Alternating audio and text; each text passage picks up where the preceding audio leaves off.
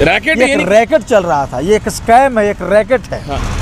दोस्तों, software engineer Atul Subhash 34 साल का, निकिता सिंघानिया उनके भाई और निशा सिंघानिया, इन सबको पुलिस दबोच लिया है और भी 1-2 लोग हैं उनको पुलिस दबोच रहे हैं। सवाल है कानूनी प्रक्रिया की बात करें और जो जज साहिबा रीता कौशिक हैं उनके साथ क्या होगा, हम सीधे बात करेंगे। हाई कोर्ट के एडवोकेट हैं, 1.5 घंटे का वीडियो बनाया, 24 पन्ने का नोट बनाया और पूरे इंडिया में एक बड़ा विषय है। क्या कहना चाह रहे हैं? देखिए, पहले तो first of all Bengaluru police को, कर्नाटका पुलिस को धन्यवाद देना चाहेंगे। हाँ। और उन सोशल मीडिया वाले भी लोग जो हैं उनको भी धन्यवाद देने की ज़रूरत है कि आप लोग ने जो आवाज़ उठाई है, जो एक बहुत पॉजिटिव उसका असर हुआ है। और देखिए कि पुलिस की कार्यशैली पे तो सवाल उठता ही रहा और उठना भी चाहिए।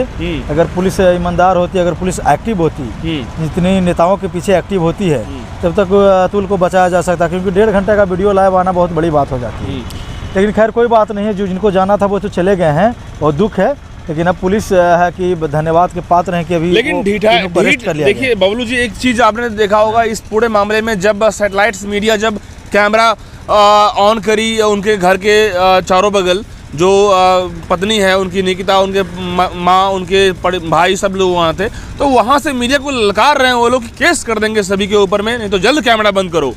तो वही तो बता रहे, ऐसा आदमी कौन कर सकता है? ऐसा ढीठ जो होता है ना, कि जिसमें समझिए कि मानवता खत्म हो जाता है। मानवता खत्म होने के बाद इंसान ढीठ राक्षस हो जाता है, तभी इस तरह के काम करता है कि एक अपने पति को मरने पर मजबूर कर देना, उसको कंपेल करना सुसाइड करने के लिए, उसके परिजनों को, उसके माता पिता को, सास ससुर को फंसाना, मुकदमे में, 9 मुकदमे में फंसाया गया। तो आप समझिए कि उसका कोई कैरेक्टर है, मतलब कि 3 करोड़ का डीलिंग है, कि 3 करोड़ का एलुमनी का खेल हो जाएगा, तो उसके बाद सारा मामला रफा और दफा हो जाएगा, रफा दफा हो जाएगा।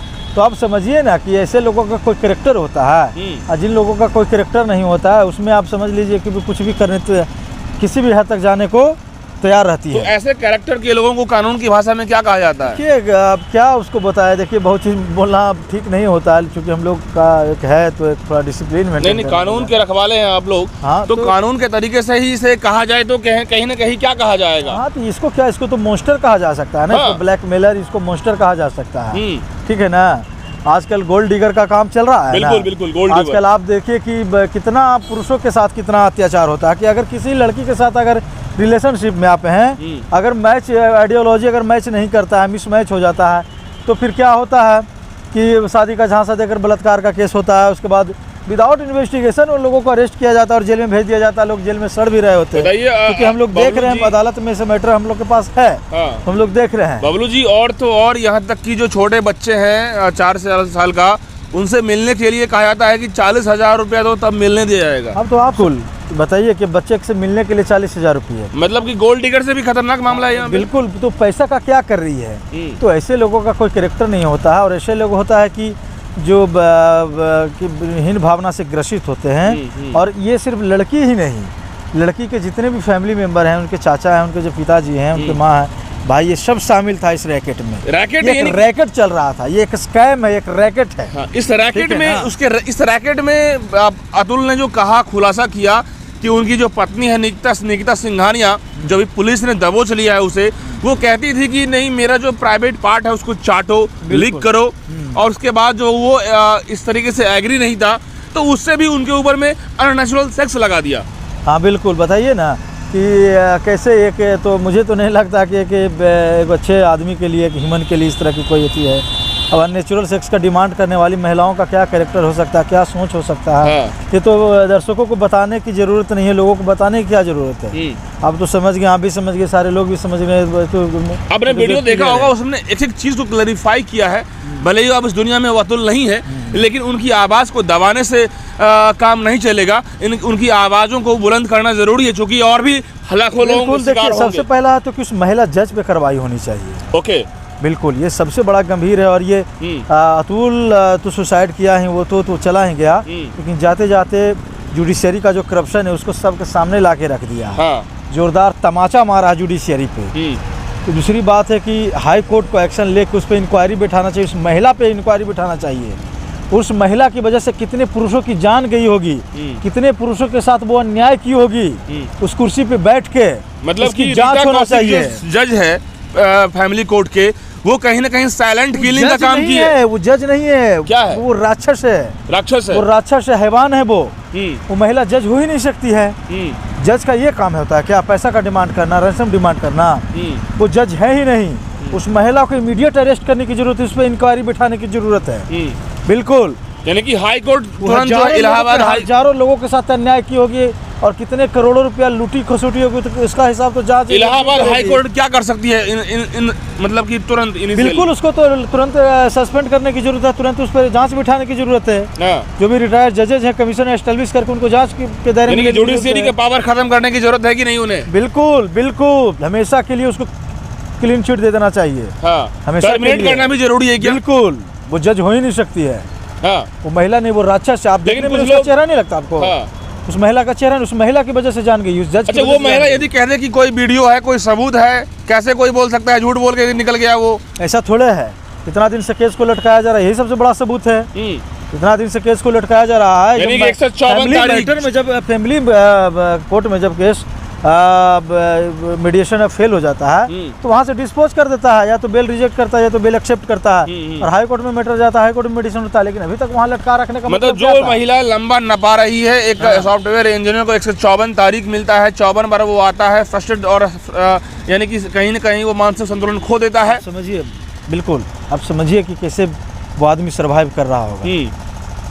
ठीक है ना? तो इसमें सरकार से लेकर जुडिशरी से लेकर कोर्ट न्यायालय सब पे तमाचा है, और उन्होंने मरते मरते तक ये खोल दिया है, ये बता दिया है इस देश को कि जुडिशरी में कितना करप्शन है। हम लोग तो रोज झेलते हैं। लेकिन नियम क्या है? इससे 54 बार यदि तारीख दी जाती है, तारीख पे तारीख दी जाती है, तो एक दिन ऐसा नहीं है। नियम ऐसा नहीं है। नियम अगर 6 मंथ या साल भर के अंदर में मामला वहाँ खत्म हो जाता है। हाँ। अगर वहाँ 498 का मैटर चल रहा है तो या तो वहाँ पे परिजन को तो बेल मिल ही जाता है। हाँ। अगर हस्बैंड को बेल में अगर मीडिएशन फेल हो जाता है तो उसका पावर है, वो वहाँ से रिजेक्ट करेगा फैमिली कोर्ट, और रिजेक्ट करेगा, उसके बाद मैटर हाई कोर्ट में आ जाता है, और हाई कोर्ट में मामला जल्दी ही खत्म हो जाता है, यस या नो होता है, फिर वहाँ से मामला खत्म हो जाता है। लेकिन यहाँ पे क्या दिखा के यहाँ लटका के रखने का मतलब होता ही है कि पैसा ऐंठने का, पैसा का कमाने का एक जरिया धंधा बना चुकी थी जो महिला जज थी, धंधा बना चुकी थी। कहीं ना कहीं स्पेशल टीम जांच करे। जुडिशरी पे लोग कहते हैं कि कोई जांच करने वाला नहीं होता है, उन पे आवाज उठाने वाला नहीं होता है। हाई कोर्ट का पावर है कि निचले अदालत का जो भी है उसको जांच के दायरे में, जांच करके दायरे में उन्हें जो घसीटा जाएगा। बिल्कुल बिल्कुल। तो कहीं ना कहीं वो क्या लगता है कि पतली गली से निकल सकती है क्या जो रीता कौशिक है जज? अब ये तो अपना ये तो हाई कोर्ट पे डिपेंड करता है ना। हाई कोर्ट है, सुप्रीम कोर्ट, इस पे डिपेंड करता है। High court supreme court depend करता है। अगर ये बिहार का मामला होता तो हम लोग तो उसके जांच के लिए यदि मान लीजिए कि हाई कोर्ट सुप्रीम कोर्ट यदि फिर इसको जो है लिपापोती कर दे तो फिर क्या होगा? तो इसी तरह लोग मरते रहेंगे। हाँ, इसी तरह लोग मरते रहेंगे। और क्योंकि एक बात तो जान लीजिए बाबलू जी, बात निकलती है तो दूर तक लग जाती है, और ये मुहिम छिड़ गया। अतुल सुभाष के जान जाने से ये पूरा पब्लिक डेमोक्रेसी अलर्ट हो चुका है, और डेमोक्रेसी से बड़ा कोई नहीं है। बिल्कुल, कोई भी सिस्टम नहीं है। ये अदालत को और जजेस को समझना चाहिए कि जब पब्लिक जब उग्र हो जाएगी, पब्लिक जब सड़क पे आ जाएगी, तो फिर आपका जो न्यायालय जो है ना वो भी नहीं बच पाएगा। इसलिए आप उस भ्रम में मत रहिए। तीनों सिस्टम, जुडिशरी हो या विधायिकी हो, आप जो है कि संविधान के संरक्षक है, और आप पे ये जिम्मेदारी है। आप चूंकि गार्जियन है, सुप्रीम कोर्ट को गार्जियन माना जाता है कोर्ट को, ठीक है ना, संविधान का। तो अगर आप न्याय डिलीवर नहीं करेंगे अकॉर्डिंग टू लॉ और ईमानदारी रूप से, तो आपका जो स्तंभ है, पिलर है, उसको उखाड़ के फेंक दिया जाएगा। क्योंकि अल्टीमेटली जो पावर है वो डेमोक्रेसी में पब्लिक के पास होती है। बिल्कुल, यानी कि जितने भी पावर हैं, लेजिस्लेचर का हो या जुडिशरी का हो, या फिर 3 पावर है, सिस्टम है, 4th पिलर मीडिया का भी बहुत बड़ा रोल है। तो क्या ये डेमोक्रेसी में जो पूरे भारत के जो युवक हैं या लोग हैं, अब इस पर में लगातार डिस्कशन करके इसको जो है कहीं ना कहीं ठान लेंगे बीरा, तो बड़ा गेम तो होगा ना? बिल्कुल कि बड़ा गेम होगा। मैंने तो कहा ना कि फिर तो अदालत बंद हो जाएगी, उनको देश छोड़कर भागना पड़ जाएगा उनको। बिल्कुल। तो दोस्तों, ये आप बिल्कुल समझ गए होंगे, कहीं ना कहीं जज हो या कोई भी हो, यदि हाई कोर्ट की तरफ से गलती होती है तो आवाज़ उठाई जाएगी पब्लिक डेमोक्रेसी में, और सुप्रीम कोर्ट यदि कहीं भी कहीं चूक होती है तो आवाज़ तो उठेगी। आवाज़ तो लोकतंत्र हमारे पूरे वर्ल्ड में, इंडिया का डेमोक्रेसी सबसे बड़ा है, और इंडियन डेमोक्रेसी में एक आम आदमी का भी पावर है। इसलिए किसी की साथ यदि गलत होता है, आज अतुल सुभाष की जान जाने से यदि पूरे जुडिशरी सिस्टम में ट्रांसपेरेंसी हो जाएगी तो ये बहुत बड़ा जो है मिसाल बन जाएगा। आप क्या सोचते हैं मुझे कमेंट बॉक्स में लिख के बताइएगा। बहुत बहुत धन्यवाद दोस्तों।